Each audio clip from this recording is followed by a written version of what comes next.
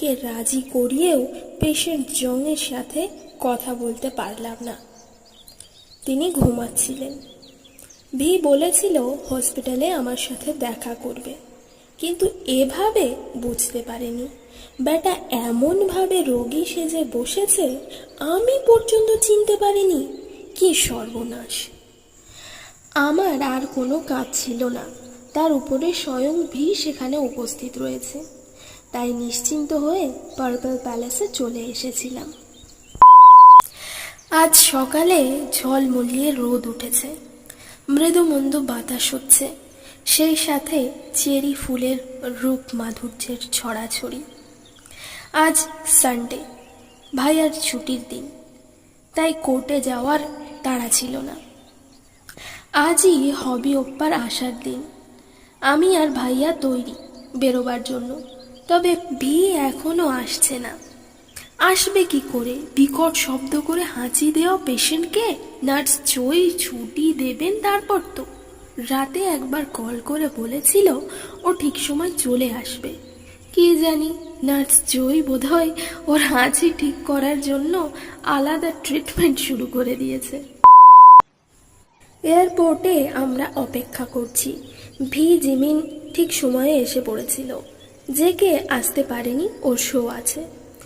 একে একে লোকজন বেরিয়ে আসছে, কিন্তু আমরা যার জন্য অপেক্ষা করছি তিনি এখনো আসছেন না। তাকে দেখার জন্য কিছু কিছু মানুষ জড়ো হয়েছে সেখানে।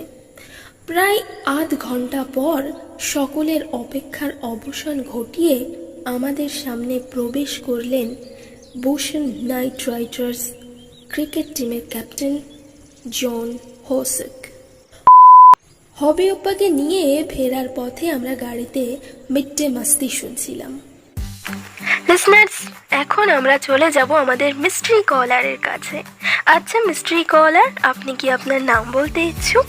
না না না না না, নাম একদম বলা যাবে না। আচ্ছা মিস্ট্রি কলার, তাহলে আপনি আপনার প্রিয় মানুষটির নামটি বলুন, যাকে আপনি সিক্রেট মেসেজ দিতে চান। আমার প্রিয় মানুষটি আমার সাথেই কথা বলছে, তার নাম জিয়ন জংকুক। তিনি একজন আরজে, আর আমি তাকে এটাই বলতে চাই যে আমি তাকে অনেক ভালোবাসি।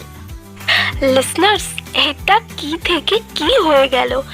যাক মিস্ট্রি কলার, আশা করি আপনার মেসেজটি আপনার প্রিয় মানুষের কাছে পৌঁছে গেছে।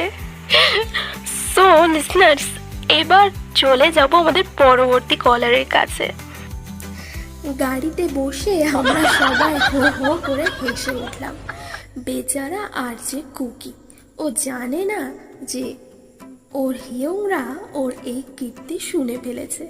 এখন থেকে এটা নিয়েই এরা ওকে জ্বালাবে, যা বুঝছি। জিমিন বলল, হবি ইয়ং, দারুণ সময় এসেছো। একটা খুনের মামলা চলছে। সত্যি বলছিস? আসতে পারিনি, আর রহস্যের গন্ধ চমৎকার।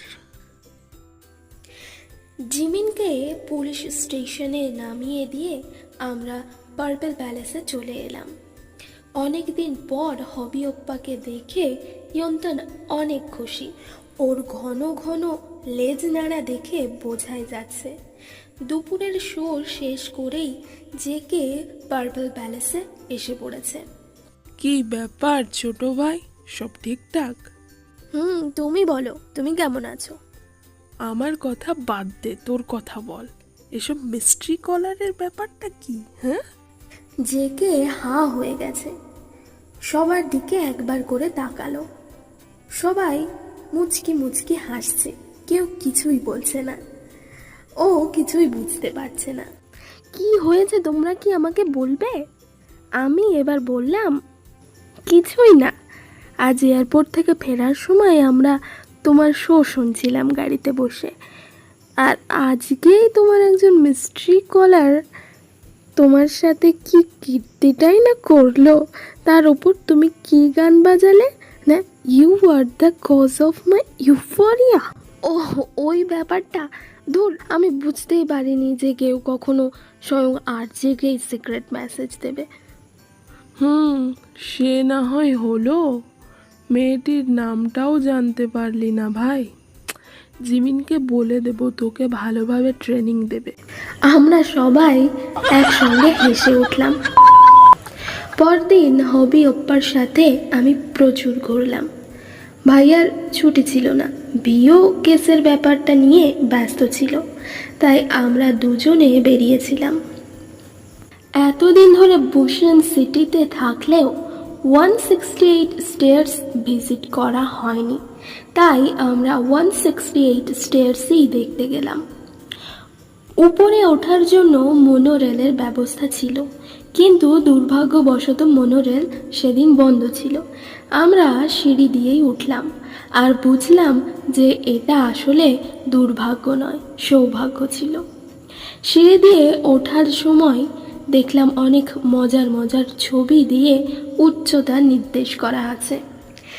168টা ধাপ পার করে একদম উপরে যখন উঠলাম, তখনই অদ্ভুত সুন্দর দৃশ্য। দূরের বিশাল পাহাড় জুড়ে শুধুই সাদা গোলাপি চেরি ব্লসম ফুটে রয়েছে। ওপরে ঝাঁ চকচকে নীল আকাশের রাস্তায় মেঘবওয়া গাড়িগুলির মধ্যে জ্যাম লেগেছে। এটি কোরিয়ার একটি অন্যতম নিদর্শন। অনেক টুরিস্টকে দেখলাম ক্যামেরা নিয়ে ঘুরছে। 168 স্টেয়ার্সের ক্যাফেতে বসে আমরা কফি খেলাম। ক্যাফে থেকে বুশন সিটিকে দেখার সুন্দর একটা ভিউ পাওয়া যায়। ইতিমধ্যে হবি ওপ্পাকে নতুন কেসের ব্যাপারে বিস্তারিত বলে দিয়েছি। উনি এইসব গল্প শুনতে অনেক ভালোবাসেন, অনেক আগ্রহ নিয়ে শোনেন। উনি ভিকে বললেন, তা তুই যে রোগী সেজে একদিন হসপিটালে কাটালি, কি কি ইনফরমেশন জোগাড় করেছিস? অনেক কিছুই জেনেছি, সব এখন বলা যাবে না, তবে মিস্টার হ্যাগ্রিডের ভেতরেও ঘাপলা আছে। সে কি, মানে ওই 28 বছরের কুজো লোকটা? তলে তলে উনিও অনেক কিছু ঘটাচ্ছেন। কি বলছিস? আর একটা কি দুটো দিন, ব্যাস সব পরিষ্কার হয়ে যাবে। ভোরের বেলাতে চিকমিক করে সূর্য উদয় হওয়ার পর সন্ধ্যার দিকে আবার ঢুপ করে অস্ত যেয়ে ঠিক 2টা দিন পার হয়ে গেল। সেদিন সন্ধ্যায় আমরা সবাই পার্পল প্যালেসে উপস্থিত। শুধু ভি নেই, একটু পরেই ও ফোন করবে, তারপরেই আমরা মেঙ্গু হসপিটালে চলে যাব। আজকেই নাকি কেসের সমাধান হবে। আর ভি এটাও বলেছে যে আজ পেশেন্ট জংয়ের খুন হবার পালা। এই কথাটা শুনে আমি প্রচণ্ড চটে গিয়েছিলাম। খুন হওয়ার পালা মানে? তুই আছিস কি করতে? একটা মানুষ মরে যাবে আর তুই দেখবি? আরে আমার কথাটা তো শেষ করতে দে। কিন্তু আমি তা হতে দেব না, তার আগেই খুনিকে ধরে ফেলব। 9টার দিকে ভিয়ের ফোন এলো। আসতেই আমরা বেরিয়ে পড়লাম।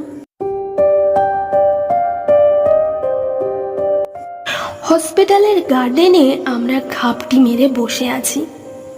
এই জায়গাটা একেবারেই অন্ধকার। লাইটের ব্যবস্থা ছিল, কিন্তু ভি সেটা আগে থেকেই খারাপ করে দিয়েছিল, যাতে আমরা সেখানে বসে ভালোভাবে সব কিছু দেখতে পারি। আমরা অপেক্ষা করছিলাম খুনি কখন আসবে। কিছু সময় যেতে না যেতেই দেখলাম পেশেন্ট জং বেরিয়ে আসছেন। পর মুহূর্তেই তার পেছন পেছন বেরিয়ে এলো নার্স জয়। কিন্তু একি, নার্স জয় খুন করার জন্য আসেনি। তিনি জংয়ের হাতে পায়ে ধরে তাকে বাধা দিচ্ছেন। জং তার কথা শুনছে না। তিনি জয়কে জোর করে ছাড়িয়ে পালাবার চেষ্টা করছে, কিন্তু পারছে না, কারণ তিনি নার্সের ওপর জোর খাটাতে পারছেন না। কোথায় যেন সংকোচ বোধ হচ্ছে তার মধ্যে। না বাবা, আমার কথা শোন, এমন করিস না, আমাকে ছেড়ে যাস না প্লিজ। না মা, আমাকে ছাড়ো, তুমি আমাকে বন্দি করে রাখো, আমার ভালো লাগে না, ছাড়ো। আমরা সকলে চমকে উঠলাম। তাহলে মিস্টার জং নার্স জুইয়ের ছেলে? এটা কি হলো? সবকিছু এলোমেলো হয়ে যাচ্ছে। নার্স জুই এই কথাটা কেন সবার থেকে গোপন রেখেছে? এর মধ্যে কোথা থেকে হ্যাগ্রিড এসে উপস্থিত হয়েছে। হ্যাগ্রিডকে দেখে জয় বললেন, এ কি, আপনি এখানে কেন? যার নিজের জায়গায় যে শুয়ে থাকুন। হ্যাগ্রিড কাঁচতে কাঁচতে বলল, সারাদিন শুয়ে থাকতে ভালো লাগে না, একটু তাজা হাওয়াতে হাঁটতে ইচ্ছে করে। আপনি একা কেন এলেন? আপনার কেবিনে নার্স নেই? আছে তো, তবে কথাটি শেষ করার আগেই কুজো হ্যাগ্রিড যেটা করলেন সেটা দেখার জন্য মোটেও প্রস্তুত ছিলাম না।